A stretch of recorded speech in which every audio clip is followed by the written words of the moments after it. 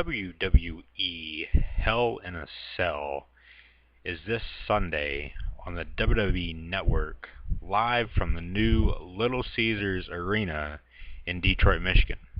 Pizza, pizza.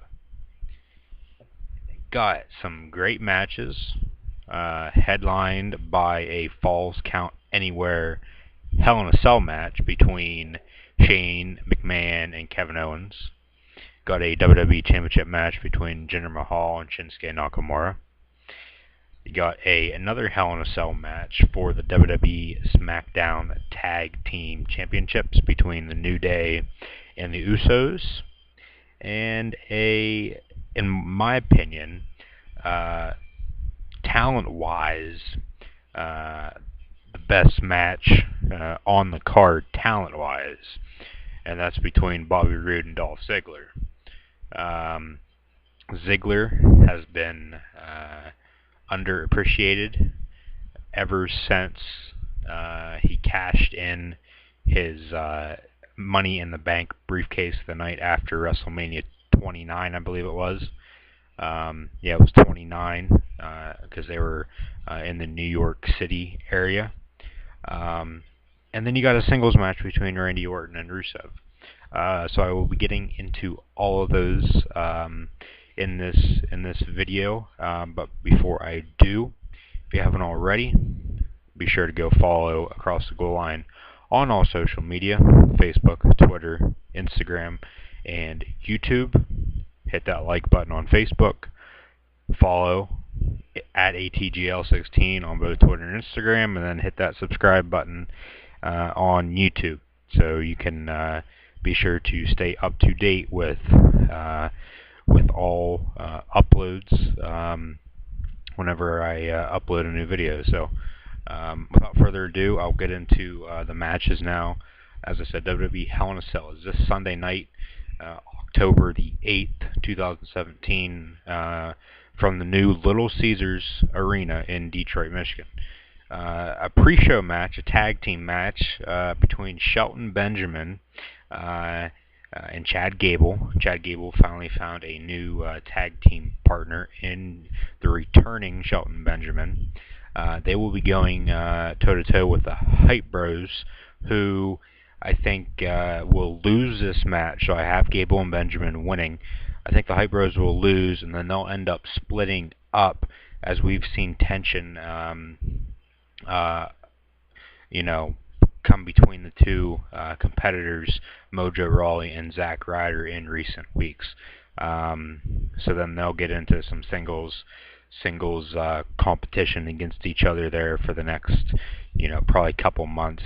And then Gable and Benjamin probably, will float around the mid-card position and be a mid-card tag team. And then, potentially could challenge for the SmackDown Tag Team Championships, but we'll have to see about that. The second match I'll get into here is the WWE SmackDown Live Women's Championship between the champion Natalya and the challenger Charlotte Flair, who has been out of action for the past probably ever since SummerSlam, so probably past month and a half, 2 months, due to the fact she was getting time off because her father, the Nature Boy Ric Flair, was having some medical problems, was in the hospital there for a while. Thank God he survived, and he is still kicking. And I saw a picture, it was actually a video he had posted on his Twitter account, and he was wearing a t-shirt, and it said, "I'm not dead yet, motherfucker." And I just thought that was really, really funny, because that, deep down in, that is Nate. That is Ric Flair for you. He doesn't give two shits about anything. And I mean, yeah, he did have a alcoholic problem, and he even admitted to it. And now he's getting sober. So it's good to see that he's doing well. But Charlotte, she's come back into the fold now in the women's division on SmackDown Live. I don't think she should be challenging for the championship right away, but she is Charlotte Flair, excuse me. She is the daughter of the Nature Boy, the 16-time world champion, the 2-time Hall of Famer Ric Flair. So, I can understand why, but I think Natalya will retain and continue her reign as the SmackDown Live Women's Champion. Randy Orton then goes toe-to-toe with Rusev in a singles match. These two have been going at it since SummerSlam, since before SummerSlam, I guess. And this will actually, Hell in a Cell will actually be the first pay-per-view for SmackDown Live since SummerSlam, as we had SummerSlam at the end of August, and then we had No Mercy 2 weeks ago. And if you did not see that, we had some great matches in that between Roman Reigns and John Cena. 2 WrestleMania-worthy main events, as WWE was saying. One between Roman Reigns and John Cena, and another between Braun Strowman and Brock Lesnar. So if you did not see WWE No Mercy yet, I highly suggest, if you have the WWE Network, go watch it. But this will be the first SmackDown Live pay-per-view since SummerSlam, as No Mercy was a Raw exclusive pay-per-view. I really like both of these superstars. Rusev, I understand why a lot of people don't like him, but Randy Orton, he's the babyface in this. He's even said in recent weeks he is getting tired of being a babyface and wants to turn heel again. I think Randy Orton is better as a heel in the WWE anyway. I think it would be best if, they have him win against Rusev and have him turn heel. And then, whatever they decide to do with Rusev, that's what they decide to do with Rusev. But, it's hard to tell. But I think Randy Orton will beat Rusev on Sunday at Hell in a Cell. Next match then, as I said, talent-wise, I think this is his best match, talent-wise. Bobby Roode and Dolph Ziggler. We saw what Ziggler was doing. He was impersonating a lot of former and current WWE superstars, and it was funny. I thought it was good. He's obviously the heel in this match. Bobby Roode's a babyface, but sooner or later, Bobby Roode will also be turning heel, and I think they could do a double turn Ziggler babyface and turn Roode heel in this matchup. But at the same time, I think this rivalry could be going on for another couple months, just because you really don't have anything else for these two guys to do at the moment, in my opinion, unless they put Roode against AJ Styles. But I think with what happens with the WWE Championship, which I'll get into now, between Jinder Mahal, the champion, and Shinsuke Nakamura, I think it's time to finally take the title off Mahal. He's been champion for the past 5 months. He put it on Shinsuke. You get Bobby Roode and AJ Styles to go at it. I think Styles will beat Baron Corbin for the WWE United States Championship. So Styles beats Corbin, Roode beats Ziggler, Styles and Roode go at it there for a while. Roode defeats Styles, sometime in the near future for the United States Championship, and then we get Shinsuke Nakamura against AJ Styles for the WWE Championship at either, Royal Rumble or WrestleMania 34 in New Orleans come April. What other matches do we got here? We've got the tag team match, and then the main event. And then I'll run through at the end here real quick. I'll run through who I am picking again if you guys missed it. So SmackDown Tag Team Championships, New Day, Usos. The New Day are the champs. Usos were the champs. This rivalry's been going on since Money in the Bank. when the New Day finally debuted on SmackDown. Um, I I really don't like the tag team division on SmackDown or on Raw. Really, at the moment, um, it's good, but it could be better. Um, Cesaro and Sheamus on Raw, they're them guys as a tag team. I think it's getting old. Um, but whatever WWE decides to do, that's what they decide to do. But um, I could really care less about this match, but I'll probably end up watching it just because it's a tag team match in a Hell in a Cell. It's one of the two Hell in a Cell matches on Sunday night.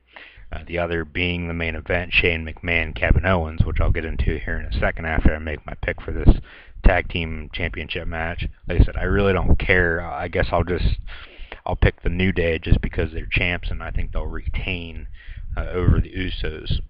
And then, that pre-show match, Gable and Benjamin, now as a tag team, as Chad Gable, his former tag team partner, Jason Jordan, is on Monday Night Raw now as Kurt Angle's son, believe it or not, in WWE storyline, obviously. But, maybe they put them in the tag team championship picture if they pick up a win over the Hype Bros, which I think they will, going back to that. But main event time now then. Shane McMahon, Kevin Owens, in a Falls Count Anywhere Hell in a Cell match. Should be at least half hour to 45-minute match. Probably going to be the match of the night. Other than, like I said, other than talent-wise between Bobby Roode and Dolph Ziggler, but I think this will be the match of the night. You're going to see some high-flying, risky moves. Shane's probably going to jump off the top of the Hell in a Cell. There's probably a bet out there. I would bet on it that Shane McMahon would jump off the top of the Hell in a Cell on Sunday. Owens, he's probably gonna, do some frog splashes as well. Whether it be from, I don't think he'd get on the top of the cell, but maybe halfway up onto the announcer's table or something like that. Because we've seen Shane in his whole career, going back to the 90s, being a risky, move maker. So really, this match, like I said, I think it'd be the match of the night. You're going to see a lot of stuff. Storyline purpose, though, I think you're going to have Kevin Owens win, and you're going to see him become even more of a heel, and it's going to lead to a 5-on-5 Survivor Series match between these two superstars in Shane McMahon and Kevin Owens. And then, Owens will get his guys. He'll get Sami Zayn, one of his friends in real life. And, well, I shouldn't say and in WWE, because they try to make one guy babyface and heel. Kevin Owens is, oh my God, he's one of the best heels, I think, in WWE history. But I think it's going to lead to a 5-on-5 Survivor Series matchup between the two. Like I said, Owens will get his guys, Shane will get his guys, but then it's going to be weird on how they do it, because you saw Vince come out a couple weeks ago, because it's coming to the family situation. Shane didn't want Owens to get his kids involved. He talked about his kids, he beat them up. And then Vince got involved. Stephanie came out. Well, there's only one person left, and that's Triple H. So it's going to be weird, because the thing is, with Kevin Owens, he's really the first NXT superstar under Triple H to come up to the main roster. I know Sami Zayn debuted a week before, but he was injured, so that's what led to WWE. That's what led WWE to moving forward with Kevin Owens and bringing him up to the main roster. But it's going to be weird on what they do, because the same thing is, too, with Triple H. He handed him the Universal Championship last year after SummerSlam due to Finn Balor getting injured. So it's going to be weird if they. It's going to be very interesting, I should say, to whether they put Triple H, in my opinion, on either, and I think this very, very well could happen. Triple H going on Owens or Shane's 5-on-5 Survivor Series team, and Survivor Series is at towards the end of November in Houston, Texas. So I think Triple H would go towards Shane, and then you get a thing between Triple H and Shane here. Maybe, I wouldn't say WrestleMania 34, maybe 35. They, stretch it out over a year, and Vince is gonna have to, retire at some point and give up the company. Well, how's he gonna give it to his son or his son-in-law? And Paul Levesque, aka Triple H, is what everybody knows him by. But I think they could, go forward with that, and I think it'd be a great storyline, moving forward. I think the seeds are planted. They just gotta, move forward, and bearing any injuries from any of these guys,